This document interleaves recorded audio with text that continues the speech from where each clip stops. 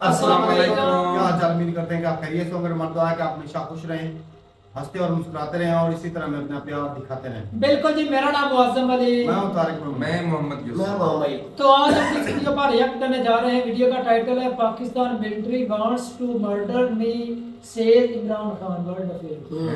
तो क्या बात है। देखते हैं भाई वीडियो और अपना भी अनपर देंगे। कौन है करते 3 2 1 वीडियो स्टार्ट। नमस्कार दोस्तों। पाकिस्तान के पूर्व पीएम इमरान खान बहुत सारे हमेशा से आरोप लगाते आए हैं सरकार पर। अभी जो मौजूदा सरकार है पाकिस्तान के ऊपर, शहबाज शरीफ या फिर आर्मी के ऊपर, हमेशा से आप देखोगे कि वो इल्ज़ाम लगाते आए हैं और बड़े संगीन आरोप वो लगाते हुए हैं। वो हमेशा कोशिश करते हैं कि इंटरनेशनलाइज कर पाएँ पाकिस्तान के इस इशू को।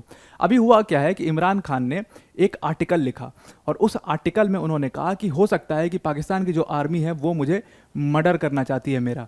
अब यहाँ पर आप देखना कि इन्होंने जब भी आरोप लगाए हैं पाकिस्तान की आर्मी के ऊपर, पहले उन्होंने आरोप लगाया कि भाई इलेक्शंस हुए पाकिस्तान के अंदर में और वो पूरी तरीके से जो इलेक्शंस थे वो फ्लॉड इलेक्शंस थे, पूरा फ्रॉड किया वहाँ पर, कई सारे पोलिंग बूथ्स को रिग्ड कर दिया, लोगों को वोट नहीं देने दिया है। और फिर भी जो इमरान खान की पार्टी है तहरीके इंसाफ, वो सबसे बड़ी पार्टी बन करके आई, सबसे ज़्यादा परसेंटेज ऑफ वोट्स मिले उस पार्टी को। तो यू कैन अंडरस्टैंड कि उनके अगेंस्ट में एक कोलिशन बना करके सरकार बनाई गई। अगर ये चीज़ नहीं होती तो शायद इमरान खान प्राइम मिनिस्टर फिर से बन जाते। और इमरान खान की जो पॉपुलैरिटी है पाकिस्तान के अंदर में, आपने नोटिस किया होगा कि वो लगातार बढ़ी ही है, कम नहीं हुई है। Instead of being in jail वो इलेक्शन लड़ते हैं, उनकी पार्टी इलेक्शन लड़ती है। एक तरीके से वो इंडिपेंडेंट कैंडिडेट कह के भी बहुत सारे उनके ही पार्टी के कैंडिडेट्स थे जो इलेक्शन लड़ रहे थे अपने अपने एरिया से, और वो सबसे बड़ी पार्टी बन करके आती है। तो उनका ऐसा कहना कि उनका मर्डर किया जा सकता है वो बिल्कुल सही है, बिकॉज यूएस की रिपोर्ट थी कुछ महीनों पहले की, और यूएस इंटेलिजेंस के हिसाब से भी ये था कि पाकिस्तान में हो सकता है कि जेल के अंदर में इमरान खान को पॉइजन दे के या किसी तरीके से मारने की कोशिश की जाए, और ये कोशिश एक्चुअल में पाकिस्तान की आर्मी की ही करेगी। तो अभी उन्होंने क्या किया है कि उन्होंने एक पोस्ट लिखा, यूके का एक पेपर है टेलीग्राफ, दी टेलीग्राफ न्यूज़पेपर है, उसमें उन्होंने एक आर्टिकल लिखा इमरान खान ने, और उस आर्टिकल में उन्होंने ये बताया कि पाकिस्तान की जो हालात हैं वो बिल्कुल ख़राब हैं और अब पाकिस्तान की जो सरकार है या पाकिस्तान की जो आर्मी है वो पूरी तरीके से मुझे मारने की कोशिश कर सकती है, बिकॉज मैं उनके लिए एक बहुत बड़ी प्रॉब्लम बन चुका हूँ। अब इमरान खान ने ये जो सारी चीज़ें कही, अगर आप देखोगे ना इमरान खान का पूरा टर्म देखोगे पाकिस्तान के अंदर में, तो एक्चुअल में इमरान खान की जो पूरी पॉलिटिक्स है, actually he wanted to develop Pakistan. और आप अगर बहुत अच्छे से समझोगे, अगर आपने माइन्यूटली नोटिस किया होगा, तो इमरान खान की ही सरकार में जितने भी इश्यूज़ थे, जो रीजनल इश्यूज़ थे पाकिस्तान के अंदर में, बलूचिस्तान के अंदर में आपको पता है कि वहाँ पर काफ़ी प्रोटेस्ट होता है, वहाँ बलोच नेशनल्स जो हैं वो बिल्कुल सरकार से खुश नहीं हैं। तो सबसे ज़्यादा जो जिसने इस पूरे मामले को परस्यू किया था वो एक्चुअल में इमरान खान थे। जो सबसे लंबी 3 लेवल ऑफ टॉक्स हुई थी, वो सबसे लंबी जो लेवल ऑफ टॉक्स हुई हैं, जो सबसे आगे तक बातचीत बढ़ी है, वो इमरान खान की सरकार में ही बढ़ी है, और वहीं से ये प्रॉब्लम हो गई होगी। आपको पता होगा कि हमेशा से पाकिस्तान वांटेड पहले तो यूएस के दम पे था और हमेशा यूएस से फंड्स चाहता था। अब जो है वो पूरी तरीके से डिपेंडेंट था चाइना के ऊपर, अब चाइना से फंड चाहिए था उसको। बट इमरान खान को कहीं ना कहीं ये समझ में आ गया था कि चाइना जो है वो सीपैक में पैसे डाल रहा है, ग्वादर पोर्ट को डेवलप कर रहा है, और उसका फ़ायदा किसको है? चाइना को है। उनको ये बात समझ में आ चुकी थी बहुत अच्छे से कि जो चाइना है, they are just for business in Pakistan, उनको और कोई मतलब नहीं है। जैसे यूएस ने यूज़ किया एक समय में पाकिस्तान को और टेररिज्म का गढ़ बना करके चले गए, ठीक वैसे ही चाइना जो है वो भी इसको यूज़ करेगा, पाकिस्तान के रिसोर्सेज को यूज़ करेगा और उसके बाद निकल जाएगा। तो एक टाइम पे उन्होंने सीपैक का काम रोक दिया था, आपको याद होगा कि जब उनकी सरकार बनी थी 2 साल तक तो वो भी बिल्कुल वही काम करते रहे जो पहले की सरकारें करती रही, लेकिन बाद में उनको समझ में आ चुका था कि नहीं, सीपैक का काम जो है ये चाइना सिर्फ हमें यूज़ कर रहा है, हमारे रिसोर्सेज को यूज़ करेगा, और इसमें सिर्फ चाइना का फ़ायदा, हमारा कोई फ़ायदा नहीं है। We are very much at risk. तो इसीलिए उन्होंने सीपैक का काम एक टाइम पर रोक दिया था, और फिर उन्होंने बलोच लोगों से बात करनी शुरू करी कि उनकी प्रॉब्लम्स क्या हैं उसको समझते हैं, उनके इश्यूज़ क्या हैं उसको समझते हैं। बाकी किसी सरकार ने ये काम नहीं किया था। और मैं एक रिपोर्ट पढ़ रहा था, अभी परसों की रिपोर्ट है ये, और यूके के टेलीग्राफ न्यूज़पेपर की ही रिपोर्ट है कि खैबर पख्तूनवा रीजन जो है पाकिस्तान के अंदर में, उसमें एक साल में 200 से ज़्यादा टेररिस्ट अटैक हो चुके हैं। और ये जितने अटैक हुए हैं 200 से ज़्यादा, इसमें 50 से 60 अटैक्स ऐसे हैं जहां पर चाइनीज़ ऑफिशियल्स को टारगेट किया गया है, या चाइना के जो स्टैब्लिशमेंट्स हैं वहां पर उसको टारगेट किया गया। जैसे आपने ग्वादर के ऊपर सुना कि एक सुसाइड बॉम्बर पूरी अपनी जिप्सी लेके घुस गए और उसके बाद उतर करके वो बिल्कुल फायरिंग करने लगे चाइनीज़ ऑफिशियल्स के ऊपर। ऐसी कम से कम 50 से 60 घटनाएं हैं जो कि रिपोर्ट नहीं हुई हैं, इक्का दुक्का घटनाएं रिपोर्ट हुई हैं जो हमारे सामने आती हैं। इवन जो वहाँ का टीवी है, नेशनल टीवी है जो पाकिस्तान का, सना टीवी, जिसको एक तरीके से आर्मी ने पूरी तरीके से खड़ा किया हुआ है उस टीवी को, उन्होंने उनको सख्त हिदायत दी गई है कि आप किसी भी तरीके का ये छोटा मोटा जो अटैक है या बॉम्ब ब्लास्ट है या कहीं पर अटैक हो गया, इसको आप बिल्कुल भी कवर नहीं करेंगे, ये न्यूज़ बाहर नहीं जानी चाहिए। नाउ यू कैन अंडरस्टैंड कि जो न्यूज़ मीडिया है, जो कि फोर्थ पिलर माना जाता है डेमोक्रेसी का, और पाकिस्तान खुद को डेमोक्रेटिक बोलता है, उसको इन्होंने पूरी तरीके से अपनी गिरफ्त में ले लिया। जैसे आप चाइना का हाल देखिए, चाइना में न्यूज़ मीडिया जो है वो अपने हिसाब से कुछ भी पब्लिश नहीं कर सकता। You can not know about Chinese news जब तक वहाँ पर कोई फॉरेन नेशनल नहीं जाते हैं, वो आकर के सच्चाई नहीं बताते हैं या फॉरेन मीडिया कवर नहीं करता है, तब तक चाइना की कोई भी न्यूज़ वहाँ के लोकल न्यूज़ चैनल से बाहर नहीं आ सकती। ठीक वैसा ही कुछ हिसाब किताब पाकिस्तान के अंदर में भी है। और ये चीज़ अगर आप देखोगे ना, अगर आप कंपेयर करोगे इस मामले को, देखो बहुत सारे इश्यूज़ होते हैं जिसको आप रिजॉल्व करना ही नहीं चाहते, तो बलूचिस्तान एक वैसा ही इशू है पाकिस्तान के अंदर में। जैसे इंडिया में ना, पहले मैं 2019 से पहले की बात कर रहा हूँ, कश्मीर को आप देखिए तो 1951 से पूरा कश्मीर का इशू चला आ रहा था। और आप शॉक्ड हो जाओगे ये बात जान करके कि कभी किसी सरकार ने कश्मीर के इशू में, कश्मीर में जो मिलिटेंसी थी या मिलिटेंट्स थे या जो वहाँ से फिर नेता निकल के आए, किसी से बात करने की कोशिश ही नहीं करी थी किसी सरकार ने। पहली बार ये कोशिश साल 2000 में इतनी लेट जा करके हुई। अटल बिहारी वाजपेयी जी उस समय प्राइम मिनिस्टर थे और उन्होंने हुर्रियत ऑर्गेनाइजेशन से पहली बार बात करी थी। हुर्रियत ऑर्गेनाइजेशन जिसके अंदर में JKLF, यासीन मलिक जैसे लीडर जो थे, ये सब एक समय पर हुर्रियत ऑर्गेनाइजेशन के हिस्सा थे और उससे फिर अलग अलग इनके पार्टीज़ बनी थी। तो JKLF उसमें से एक पार्टी है जो कि UAPA के अंदर में बैन की गई और यासीन मलिक अभी जेल में है। तो ऐसे बहुत सारे सेपरेटिस्ट लीडर थे यासीन मलिक जैसे, जो चाहते ही नहीं थे कि एक्चुअली कश्मीर का इशू रिजॉल्व हो, इसीलिए कभी बात ही नहीं की गई, इसीलिए कभी इस मामले को परस्यू नहीं करने दिया गया। बट साल 2000 से 2002 में ये मामला पहली बार बातचीत हुई थी और अब तो खैर इस पूरा 370 के बाद तो पूरा ही वहाँ पर ये मिलिटेंसी एकदम से ख़त्म हो चुकी है कश्मीर के अंदर में। तो इस तरीके से गवर्नमेंट को काम करके वहाँ पर स्ट्रॉन्ग स्टेप्स लेकर के ख़त्म करना पड़ेगा, पर पाकिस्तान के अंदर में वो चीज़ मिसिंग नज़र आती है, खैबर पख्तूनवा में भी और बलूचिस्तान में भी, सिंध में भी। तो वो क्या करते रहे, वो हमेशा से US के पैसे पे टेररिज्म को पनाह देते रहे, टेररिस्ट को खड़ा करते रहे। अब उन ऑर्गेनाइजेशंस ने इतनी जड़ें अपनी घुसा ली हैं पाकिस्तान के अंदर में कि उनसे बच पाना बहुत मुश्किल है। और आर्मी जो है वो पूरी तरीके से बिजनेस हब, बिजनेस हाउस बन चुका है। जितने बाहर से कंट्री आएंगे, जितने टेररिस्ट यहाँ पर आकर रुकेंगे, उतना पैसा किराया देंगे वो एक तरीके से पाकिस्तान की आर्मी को। तो वही अब पाकिस्तान के अंदर में चल रहा है और इन्हीं सब चीज़ों के बारे में उन्होंने UK के डेली टेलीग्राफ न्यूज़पेपर में यही सारी चीज़ें लिखी। अब जो पाकिस्तान में उनकी जो पार्टी है तहरीक-ए-इंसाफ, उसमें उन्होंने कहा कि जब हमारी पार्टी हुआ करती थी तो पाकिस्तान का एक प्राउड मोमेंट हुआ करता था, पाकिस्तान को लोग जानते थे पूरे दुनिया भर में। आज क्या है, आज पाकिस्तान की इकॉनमी की इतनी बुरी हालात है और हम एक बिल्कुल मतलब हंसी के पात्र बन चुके हैं। हंसी के पात्र क्यों बन चुके हैं, उन्होंने एग्जाम्पल दिया इसका कि भाई आप रेड कारपेट बंद कर रहे हो, ठीक, आप क्या ऐसे ऐसे स्टेप्स ले रहे हो, आप सिम कार्ड्स को ब्लॉक कर दोगे। अरे भाई अलग सिम ले लेगा कोई, घर में 10 लोग हैं, अलग अलग सिम सब अपने अपने नाम से ले लेंगे, क्या कर लोगे उसमें। ये सारी चीज़ें उन्होंने लिखी, कहा दुनिया हम पर हंसती है और आप हंसी के पात्र बनते जाते हो। मतलब आप इन सारी चीज़ों को करके कितना पैसा बचा लोगे, क्योंकि किसी ने बहुत बोला है, बहुत सही बोला है ये कि आप you can never become rich by saving money, you can only become rich by earning money. आपको देखना चाहिए कैसे और ज़्यादा अर्न करें, कैसे एक्सपोर्ट्स को बढ़ाएं, कैसे ट्रेड को बढ़ाएं, कैसे अपने नेबरिंग कंट्री से ट्रेड बढ़ाएं। ये सारी चीज़ें इमरान खान ने उस पोस्ट में लिखी और ये पाकिस्तान की सरकार को सच में भी सोचना चाहिए। ट्रेड के मामले में आप ज़ीरो हो, हर चीज़ न्यूज़पेपर मतलब मीडिया को आपने पूरी तरीके से ख़त्म कर दिया, इकॉनमी आपकी इसीलिए ख़त्म होते जा रही है। आपकी पॉलिटिकल, बिल्कुल दुनिया को पता है कि आपके यहाँ पर पॉलिटिकल इंस्टेबिलिटी है। मतलब कुछ वेस्टर्न नेशंस ने तो पाकिस्तान को कई अफ्रीकन कंट्रीज हैं, बुर्किना फासो जैसी, उनसे कंपेयर कर दिया कि ये तो एकदम मतलब पाकिस्तान जो है वो एक तरीके से एशिया में बुर्किना फासो है या एशिया का चार्ट है जहाँ पे बहुत ज़्यादा डिस्टर्बेंस है, जहाँ पर मतलब वायलेंस रोज़ होता है, रोज़ 10 लोग मारे जाते हैं। तो वैसा ही पाकिस्तान को ऐसे वेस्टर्न मीडियाज जो हैं वो प्रोजेक्ट करते हैं और मानते भी हैं, और पाकिस्तान ने काम भी वैसे ही किए हैं। फिर उन्होंने आशंका जताई कि अगर मेरी या मेरी वाइफ की डेथ होती है या मर्डर होता है हम दोनों का, तो इसमें सीधा सीधा हाथ आसिम मुनीर का होगा, जिनके हाथ में पूरी आर्मी की पावर है। और पाकिस्तान के जो 75 साल हो चुके हैं पाकिस्तान के एग्जिस्टेंस को, लेकिन फिर भी जो आर्मी है उसने most of the time rule किया है। और उसका उन्होंने सबसे बड़ा उदाहरण दिया 1971 के वॉर को उन्होंने रेखांकित किया। कहा 1971 के अंदर में बड़े आप लोग छाती चौड़ी करके कहते थे कि हम तो इंडिया के खिलाफ लड़ेंगे, हम तो इंडिया को हरा देंगे। कहा उन्होंने क्या हुआ, आर्मी ने क्या किया, क्योंकि आपके पास कोई पॉलिटिकल फ्रंट था नहीं, आप डिप्लोमेटिकली उस मामले को परस्यू नहीं कर पाए, आप डेमोक्रेटिकली उस मामले को समझ नहीं पाए, आपने सीधा अपनी आर्मी डाल दी। और हुआ क्या, बुरी तरीके से 93,000 सोल्जर्स को वहाँ पर घुटने टेकने पड़ गए। ये सारी चीज़ें उन्होंने बाकायदे लिखी हुई हैं अपने पोस्ट में कि 93,000 सोल्जर्स को वहाँ पर घुटने टेकने पड़ गए, पूरी उनकी भद्द पिट गई पूरी दुनिया के अंदर में पाकिस्तान की, और मुंह लटका के चले आए वापस, और फिर बांग्लादेश बन गया वहाँ पे। तो आप जब अपनी ही कंट्री नहीं संभाल पाए जिस आर्मी ने, वो आर्मी अब क्या देश को संभालेगी जो तब नहीं देश संभाल पाई, और आज बुरा हाल है उस आर्मी का, और उसी आर्मी के कंट्रोल की वजह से पाकिस्तान की इतने खराब हालात हैं आज की डेट में।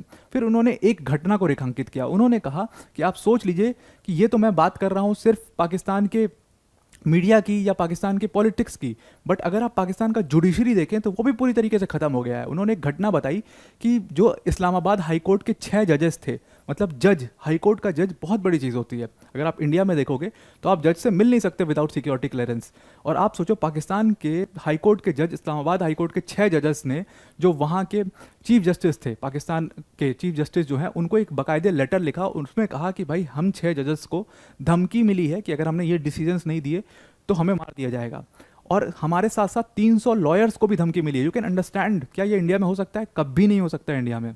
इंडिया में पॉसिबल नहीं है कि आप जज को लेटर लिख दो, आप जज तक पहुंच नहीं सकते। लेटर लिखनी तो बहुत दूर की बात है, आप फ़ोन करना तो बहुत दूर की बात है। तो यू कैन अंडरस्टैंड कि पाकिस्तान का मीडिया पूरी तरीके से ख़त्म है, पाकिस्तान का जो ट्रांसपेरेंट जुडिशरी होता है वो पूरी तरीके से जुडिशल सिस्टम कोलैप्स है, जजेस डरते हैं और फिर प्रेशर में आकर के डिसीजंस देते हैं। वहाँ की जो डिप्लोमेसी है पूरी तरीके से ख़त्म है। फॉरेन जो नेशंस हैं, एक चाइना को छोड़ दो तो किसी से, अफगानिस्तान से प्रॉब्लम्स, इंडिया से प्रॉब्लम्स, सबसे प्रॉब्लम्स उनके, ईरान से इशूज़। तो आज पाकिस्तान की ये स्थिति है कि उनकी इकॉनमी भी उनसे नहीं संभल रही है, उनकी पॉलिटिक्स भी उनसे नहीं संभल रही है, उनकी मीडिया पर उसको ख़त्म कर दिया पूरी तरीके से, और जुडिशरी को भी ख़त्म कर दिया। तो ये उनका सवाल है कि इन सब के बीच में पाकिस्तान कैसे ग्रो करेगा, कैसे डेवलप करेगा। तो हमारा तो एंड जो है वो इनएविटेबल है, वो होना ही है अगर ऐसी सरकारें रही तो आई होप आपको ये पूरा मामला समझ में आ गया होगा। अब वीडियो को एंड करने से पहले अनअकैडमी टीम की तरफ से एक बहुत बड़ी अनाउंसमेंट है। देखो, अनअकैडमी ने अभी कुछ दिनों पहले अपना बिगेस्ट एवर यूपीएससी सीएससी का इवेंट किया था जिसका नाम था मंजिल 2024, और इस इवेंट में हमने एक अनाउंसमेंट करी थी। हमने ये अनाउंसमेंट की थी कि जो हमारा यूपीएससी सीएससी का कोर्स फीस है, जो कि 75,000 हुआ करता था, उसको हमने कम करके 24,999 कर दिया है। अब इस कोर्स फीस में आपको बेस्ट क्वालिटी एजुकेशन हमारे अनअकैडमी के बेस्ट एजुकेटर्स दे रहे होंगे। आपको सिंपली क्या करना है, यूज़ कोड का जो ऑप्शन आएगा वहाँ पर आपको मंजिल 24 कैप्स में टाइप कर देना है। अब आपको 24,999 में ये सारे बैचेस मिलेंगे जो मैं आपको आगे दिखाने वाला हूँ, और ये सारे बैचेस हर बच्चे को मिलेंगे सेम प्राइस में। ये सारे बैचेस आपके डैशबोर्ड पर होंगे, जैसे कि आराम बैच है हमारा, ये इंग्लिश मीडियम का बैच है, और इसमें सुदर्शन सर जैसे टीचर्स हैं, प्रतीक सर हैं, मृणाल सर हैं। उसके बाद जो हमारा सिर्फ इंग्लिश मीडियम का बैच है वो है ट्रायम बैच है, कंप्लीटली इंग्लिश में रहेगा। सरमत सर, चेतन सर इसमें जैसे टीचर्स इसमें होंगे। सिर्फ हिंदी में आपको पढ़ना है तो आपके लिए लक्ष्य बैच है, इसमें अनुज सर, मधुकर सर जैसे फैकल्टीज होंगे। और उसके बाद sociology optional, PSIR optional, geography optional, history optional, ये सारे वेरीड ऑप्शनल कोर्सेज भी हमारे पास हैं। तो आप वेबसाइट में मैं डिस्क्रिप्शन में एक लिंक दिया है वेबसाइट का, उस पर क्लिक करके जाइए और आपको ये सारे बैचेस शो होंगे, आप इस कोर्स को अवेल कर सकते हैं। लेकिन याद रखिएगा, ये ऑफर सिर्फ और सिर्फ 7 मई तक ही आपके पास रहेगा, तो उससे पहले आप ही इसको ले लीजिए। तो आई होप आपका आज का पूरा आपको आर्टिकल समझ में आ गया होगा। आज के लिए इतना ही। Thank you and have a nice day. चले जी, वीडियो खत्म हो गई। इमरान खान भाई साहब जो बातें की है, पहले नंबर तो दहशतगर्द सपोर्ट करता है, फिर अब जो है वो कहता है कि ये आर्मी हमें मारना चाहती है। अब इस्लामाबाद धर्म में आपको याद होगा इमरान खान ने जब वो खत लहराया था, उस वक्त एक लफ्ज बोला था कि मैंने एक वीडियो रिकॉर्ड की और लिख के भी दिया है। याद है ना आपको? शायद तकरीर सुनी होगी। वो जो खत लिखा था ना, उसमें से कुछ लफ्ज आज उसने दोबारा लिख के ये दुनिया में फैलाया है कि ये कुछ करना चाहते हैं। असल में बात क्या हुई है, कोई आर्मी की तरफ से बंदा गया इमरान खान की तरफ मिलने के लिए, मुज़ाकरात के लिए, कि हालात जो ना बुरे से बुरे। डेरा इस्माइल खान के अंदर क्या हुआ आपने न्यूज नहीं देखी। आज 4 दिन हो गए, हमारे 3 जवान शहीद हो गए। किसने किए? मारा किन्होंने? आम जनता ने। वो PTI का डेरा इस्माइल खान में जलसा लेके आ रहे थे, इस्लामाबाद आ रहा था इमरान खान के हक में। उन्होंने आर्मी ने खुद आर्मी आगे हो गई, कोई पुलिस कोई रेंजर नहीं, आर्मी हो गई। उधर बाहर उठाई, आर्मी ने पहले स्टार्ट की और अवाम भाई हत्या अवाम चढ़ चाहे उनके ऊपर चढ़ाई हो गई। मुझे नहीं पता जिस तरह भी मर गए वो, पहले जख्मियों की आवाज थी, वो तीनों फौजी मारे गए।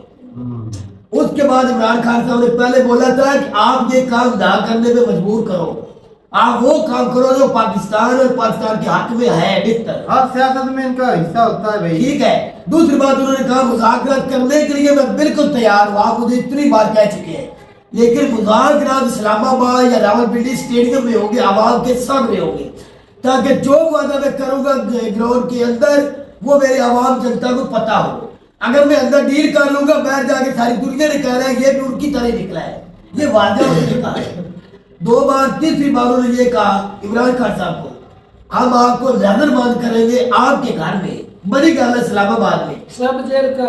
हाँ सब जेल, आपने सुना होगा। इमरान खान साहब ने कहा मैं सजा जितनी 31 साल हुए मैं सारी सी जेल में भोगूंगा, मैं बड़ी गाला नहीं जाना चाहता। अगर मुझे बरी होना, मेरे ऊपर केस कोई, मैं इस जेल से ही रिहा होना चाहता हूँ। जब भी चाहे मैं मर के निकलूं चाहे मैं जिंदा निकलूं, इस जेल से निकलना चाहता हूँ। तो आर्मी क्यों उधर ले जाना चाहती है, आप खुद समझे। अगर आज इसी वक्त ऐलान हो जाए इमरान खान को बरी किया जा रहा है रावलपिंडी डियाला जेल से, लाखों की तादाद में दुनिया बाहर आ जाएंगे, सारा इस्लामाबाद बंद हो जाना। उनको पता है वहां नहीं आ रहा है, जो जेल में बैठा है इतने वोट ले गया, इतनी आवाम रोडों पे आ गई, जब वो निकले के बाद वो कितनी आवाम आएगी, इसलिए वो बड़ी गाला से शिफ्ट करना चाहते हैं। इन दिनों में होना भी है। ये जो 3 नौजवानों को आर्मी के लोगों को मारा, क्या हो सकता है ये मुद्दा भी इमरान खान के ऊपर डाल तो लगा दिया है, इसकी वजह तो उसको भाई लगा दिया गया है। पहले असम्बली में खड़े होके गौरव खान का 9 मई था, वो वजीर आला वो फेक था। पंजाब मोहसिन नकवी ने करवाया था मरियम बीबी के साथ मिलके, और आज दोबारा 9 मई वाला वाकया आप करवाना चाहते हैं, और वो हम होने नहीं देंगे। असम्बली में खड़े होके कहा है, स्पीकर साहब ये नोट करो, उसने कहा गौरव खान ने, हम ये नहीं होने देंगे दोबारा। अच्छा ये जो जहर वाला मामला है, हाँ ये हकीकत है, ये जेल में दी जा रही है या घर ला जहर दी गई है इमरान खान की बीवी बुशरा बीबी को घर के अंदर खाने में दी गई है, और कहा गया था खाना टेस्ट करे, वो जो हॉस्पिटल है इमरान खान का, वो डॉक्टर है वो पहले चेक करके देखता रहे, उसको हटा दिया गया, अपनी मर्जी से डॉक्टर को इन्वॉल्व कर दिया है।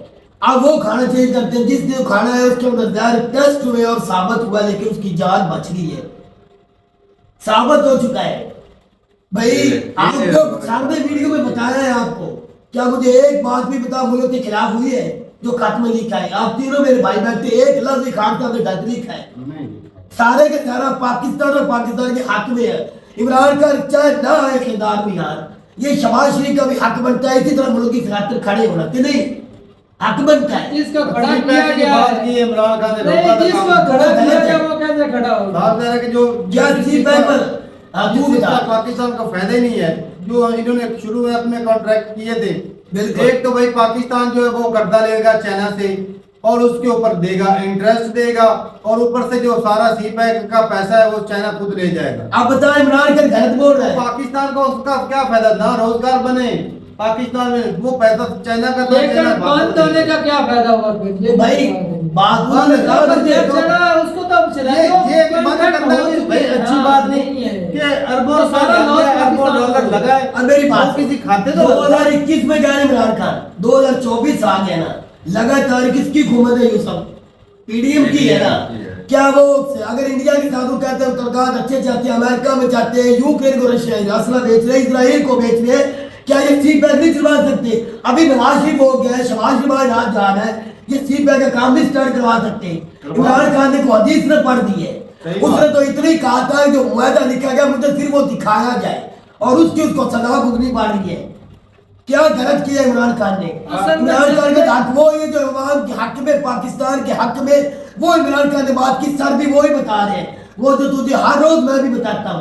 उसने इमरान खान ने तो सीधा सीधा आसन मुनीर पे इल्जाम लगाया बिल्कुल कि अगर मुझे कुछ हुआ या मेरी वाइफ को तो ये कसूरवार है। अच्छा कंट्री को कंट्रोल कौन कर रहा है? कंट्री के अंदर कोई दुनिया का बिजनेस, एक छोटी सी गांव में दुकान भी बनती है, वो भी आर्मी चीफ के नजर में है, याद रखो। तो फिर भाई जो कंट्रोल करता है सारा कुछ सरबराह वो उसको ही जाता है ना। नवाज शरीफ, जरदारी, शहबाज शरीफ में कोई इतनी हिम्मत ही नहीं कि वो अवाम के सामने खड़े हो जाए। बाकी सबको साफ बेचा पावर उनके पास है। तो फिर अगर उसके साथ ये भी उसने नहीं कहा, इमरान खान साहब ने इतने लफ्ज बोले खात के अंदर, भाई मेरी जान को खतरा हो सकता है, जैसे पहले मैंने बताया था तो हुआ था, मैं दोबारा कह रहा हूँ मेरी जान को खतरा हो सकता, क्योंकि वो कह रहे हैं हम इस्लामाबाद में बैठ के मुज़ाकरात नहीं करेंगे, हम अंदर करेंगे, और वो कहता है इमरान खान मेरा मैंडेट जो चोरी हुआ है पहले 4 हल्कों का था ना, अब 47 हल्कों का है। मैं 4 पे हाथ नहीं माना, 47 पे नहीं मानूंगा।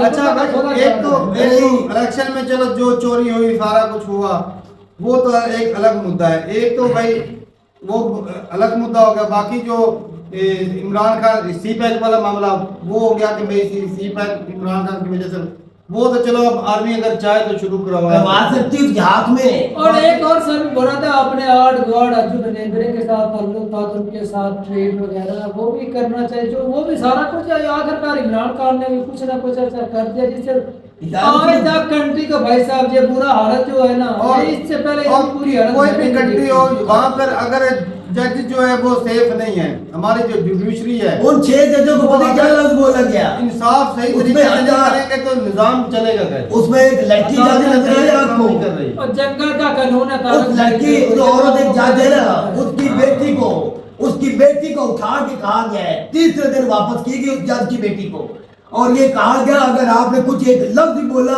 हमारे खिलाफ जिस इदारे के तो आपको भुगतना पड़ेगा। तब जाकर उन्होंने हाथ खड़े कर दिए कि हम चाहते नहीं अदालतें ये मिनिस्ट्री जो भी खत्म करो, जब इंसाफ ही नहीं मिलना, जज जो है वो दबाए जा रहे हैं, वो ठीक से फैसला नहीं करेंगे तो वो कंट्री चलेगा कैसे? यहाँ पर ऐसे ही है कि भाई जो ताकतवर है उसकी मान चलेगी, जो कमजोर है उसकी मानी नहीं जाएगी। अगर ये निजाम रहेगा तो अब एक और बात है, परसों की बात है, बिलावल ने इतना बड़ा सिंध के अंदर जलसा किया है, किसी बंदे ने नहीं रोका, प्रोटोकॉल लगा, स्कूटी लगी, हाई लाइट सारा दिन। इमरान खान साहब ने कहा अगर मैं अपने हक के लिए 47 हल्के खोल के दोबारा 45 जो है वहां खोलाने के लिए चेक करने के लिए मेरी आवाम निकले जलसा करे, हमें क्यों नहीं हक दिया जाता? हमारा हक है एहतजाज करना, और वो भी पुरअमन। तो असेंबली में कहा गया कि आपका हक है, स्पीकर साहब ने कहा है हक है, या सादत साहब ने कहा है, लेकिन अब उस वक्त तक नहीं देंगे इजाजत जब तक हमें कुछ कोई कहेगा नहीं। वो कौन है कहेगा नहीं, कौन है वो सबको पता है। तो फिर तू मुझे बता, खान साहब झूठे फिर सच बोल रहे भाई, मामले में तो सही बात कर रहा है। सही बात है। तो ठीक है भाई, अपने रुकताई का कमेंट सेक्शन में चलो सारी बातें लिख देते। 93,000 वाला जो लिखा है ना, ये नहीं लिखना चाहिए। क्यों नहीं लिखना चाहिए था? ये सच है। नहीं नहीं नहीं नहीं, ऐसा नहीं। ये जो जंगे खान में कहा लड़े वो हारे, वो क्यों हार गए? इतना सच भी अच्छा नहीं होता, ऐसी बातें बताई नहीं जाती, नजर लग मौत के करीब इंसान हमेशा सच ही बोलता है। चलो वो तो एक दिन आनी है भाई, चाहे जेल में है चाहे बाहर है, बाहर भी तो मारी जाना एक दिन, बहुत तय है। ठीक है भाई, अपनी रुकताई का कमेंट सेक्शन में मिलकर ये वीडियो के साथ, तब तक के लिए इजाजत दें। अल्लाह।